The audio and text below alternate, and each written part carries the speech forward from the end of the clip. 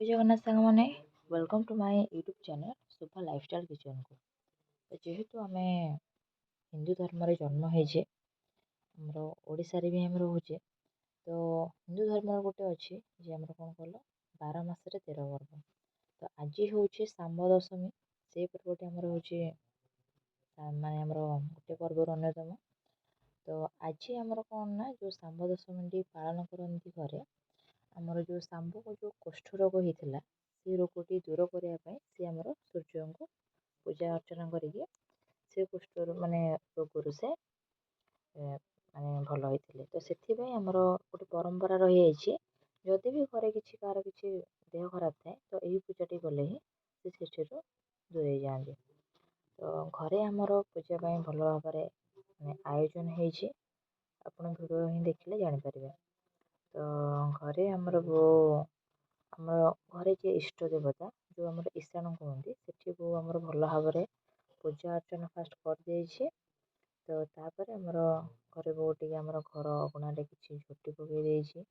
ଆଉ ଆମର ଯେଉଁଠି ପୂଜା କରିବ ଯେଉଁ ଆମର ସୂର୍ଯ୍ୟ ଦେବତାଙ୍କୁ, ସେଠି ମଧ୍ୟ କିଛି ଆମର ଝୋଟି ପକାଇ ଦେଇଛି।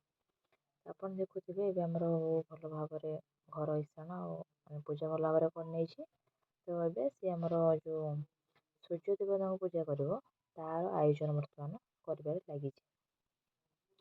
ତ ଦେଖନ୍ତୁ ବୋଉ ଏଠି ଆମର କିଛି ଲିପା ପୋଛା କରିନେଇ ଆମର ସୂର୍ଯ୍ୟଙ୍କର ଗୋଟେ ଭଲ ଭାବରେ ଝୋଟିଟେ ପକାଇ ନେଇଛି। ତ ତାପରେ ସେ ତାର ପୂଜାର ଆୟୋଜନ କରିବାରେ ଲାଗିଛି। ତ ଏଠି ଯାହା ଯାହା ଆମର ପୂଜା ପାଇଁ ସାମଗ୍ରୀ ଦରକାର ସେସବୁ ଜିନିଷକୁ ଆଣି ଦେଇଛି। ତ ସେଠି ଆମର ଗୋଟେ ଯେଉଁଟା ଆମର ପିଢ଼ା କୁହନ୍ତି ସେଇଟା ଗୋଟେ ଭଲ ଭାବରେ ଧୋଇ ନେଇଛି। ଆଉ ଆମର ବାଲିରେ ଆମର ଯେଉଁ ବାଲୁକା ତିଆରି କରନ୍ତି ସେଇଟାକୁ ମଧ୍ୟ କରିକି ଧୋଇ ନେଇଛି।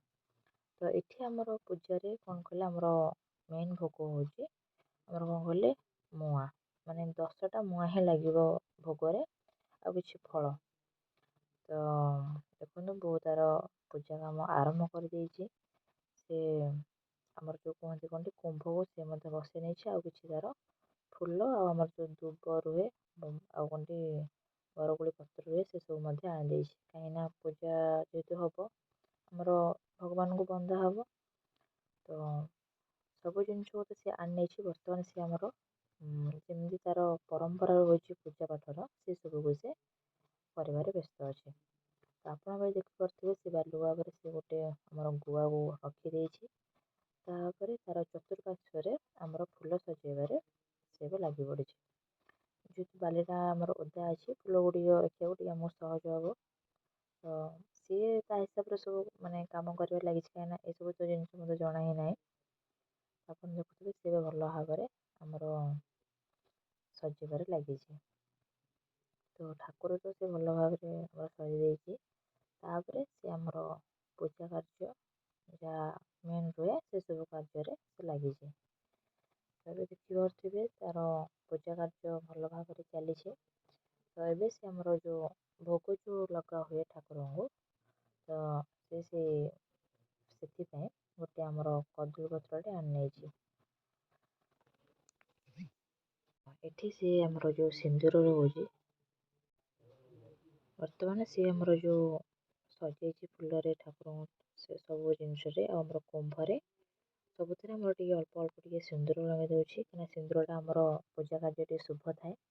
ତାପରେ ସେ ଆମର ସେଇ ଯେଉଁ କଦଳୀ ପତ୍ରରେ ସବୁ ଭୋଗରୁ ଅଳ୍ପ ଅଳ୍ପ କିଛି ଟିକେ କାଢ଼ି ନେଉଛି, ଯେହେତୁ ଆମର ଠାକୁରଙ୍କ ପାଖରେ ପୂଜା ଲାଗିବ।